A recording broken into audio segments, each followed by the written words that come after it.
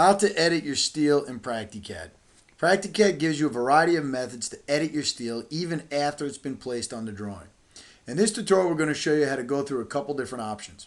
First, we're going to teach you how to change the elevation. Currently, you can see that we have a W16 by 67 steel beam. Bottom is at 15 foot. If we would like to move the entire steel beam up or down, we can click on it once, go into the elevation box. Here, PractiCAD is going to list the top, center, and bottom of the object we're holding. We're going to put in 10 foot for the bottom, and now it's going to move the entire beam up or down through the elevation box. We can also take beams that are flat and then turn them into slope steel utilizing the little arrows. There are two different types of nodes we provide on steel. One is the standard blue square node. If you were to move this beam, you'd want to grab it by this node. Notice the difference of grabbing this node that actually would end up slanting the beam, or we can do an undo, click on the beam, and we can hold this node and type in 12, and that's going to actually move the whole beam 12 inches up. So if you'd like to keep the beam straight, grab it by the center node. If you'd like to grab it and angle it, you can grab it by the nodes with the arrows. The nodes with the arrows can also be used for stretching steel. You'll notice that we can grab this little node, hold down with the left mouse, and then stretch it out to where we want. We can also give it a command. If we were to type in 10 foot here, it would actually extend the beam another 10 foot.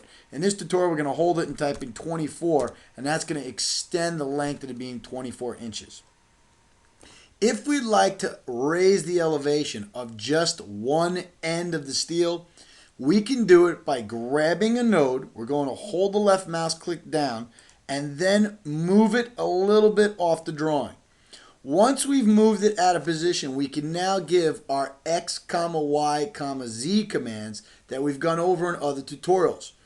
We're going to move the side or the end of this beam up 2 foot. To do that, in the command line, we're going to hit at, and notice that we've typed in the at symbol. When we went over the tutorials on X, Y, Z moves, it's important to put in the at symbol. So we're going to say at 0 on the X, 0 on the Y, comma, and we're going to type in 24 for the Z. And that's going to raise the elevation of the end of the beam up 2 foot. I'm now going to hit enter, and you can see that the tags are reflecting that the start of the beam elevation is at 10 foot, the end of the beam's elevation is at 12 foot. So we can always adjust it. Once again, to bring it back down, we're going to grab the node, move it just a little bit, and then type in at 0, 0, negative 24 to bring it back down. Now you can see the beam is flat again.